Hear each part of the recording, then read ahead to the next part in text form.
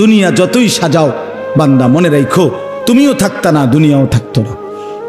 তুমিও যেমন মৃত্যু হবে, এই কায়নাতেরও মৃত্যু হবে। এই দুনিয়ার প্রত্যেক মানুষের মৃত্যু হলে সেটারে মৌত বলে, আর একদিন গোটা সৃষ্টি জগতের মৃত্যু হবে সেটারে কিয়ামত বলে। সেটারে কিয়ামত বলে। কেউ থাকবে না, আল্লাহ কথাটা বারবার মনে করাইছে। তোমার যেমন মৃত্যু হবে সৃষ্টি জগতেরও মৃত্যু হবে। ইজাস সামাউন ফাতারাত ওয়া ইদাল কাওয়াকিবুন তাসারাত। আল্লাহ বলেন ইজাস শামসু কুফিরাত।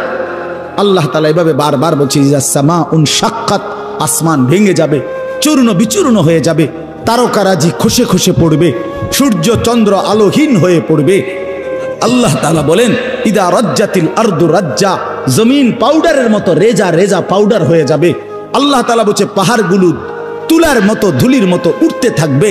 আল্লাহ বলছে বান্দা একদিন আমি গোটা কায়নাত আমি শেষ করে দেব, আমার সংসার আমি গুছায় ফেলবো, আমার এই কায়নাত আমি আল্লাহ তাআলা ইসরাফিলের সিঙ্গার ফু দিলে আমি আল্লাহ তাআলা গুটিয়ে ফেলব। এই কথাটাই আপনাদের সামনে এখানে আমি শুনাইতে চাই। এই অল্প একটু শুনে আল্লাহ তাআলা এখানে এই কথাটাই তুলে ধরছেন কোরআনের বহু সূরায়, যে বান্দা এই সৃষ্টি জগৎ একদিন থাকবে না, কিয়ামত হবে, একদিন ইসরাফিল ফু দিবে। ইসরাফিল যেদিন ফু দিবে, কোরআনে এই বর্ণনাটা দুই ভাবে আছে। একটা হলো ইসরাফিল প্রথমবার ফু দিবে, আরেকটা হলো ইসরাফিল দ্বিতীয়বার ফু দিবে। ইসরাফিল মোট দুইবার ফু দিবে। প্রথমবার ফু দিলে জমিনের মধ্যে ভূমিকম্প শুরু হবে।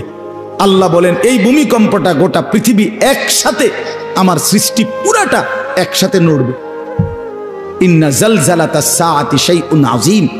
আল্লাহ বলেন বান্দা দুনিয়ায় বহু ভূমিকম্প তুমি দেখছো, তবে মনে রেখো কিয়ামতের ভূমিকম্প, ইসরাফিল ফু দিলে প্রথম যে ভূমিকম্প হবে, কিয়ামত সংঘটিত হওয়ার জন্য, গোটা সৃষ্টিটা ভেঙে চুরে যাওয়ার জন্য, সেটা হবে বড়ই ভয়ানক। সেটা বড়ই ভয়ানক। ইয়াউমা তারাউনাহা তাদহালু কুল্লু মুরদিআতিন আম্মা আরদাআত।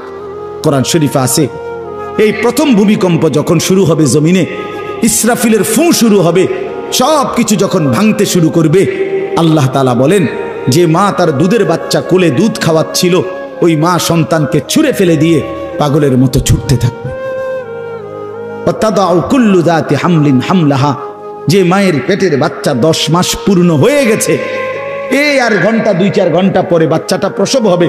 আল্লাহর কসম, আল্লাহ কোরআনে বলছে সেই গর্ভধারিণী মা 10 মাস যে তার সন্তানকে গর্ভে লালন করেছে, ইসরাফিলের ফু দিলে জমিনের কম্পন যখন শুরু হবে, ভূমিকম্প, তখন এই গর্ভধারিণী মা এভাবে দৌড়বে, এভাবে ছুটবে, নিজের বাচ্চা নিজের থেকে খালাস হয়ে পড়ে যাবে, মা ফিরেও তাকাবে।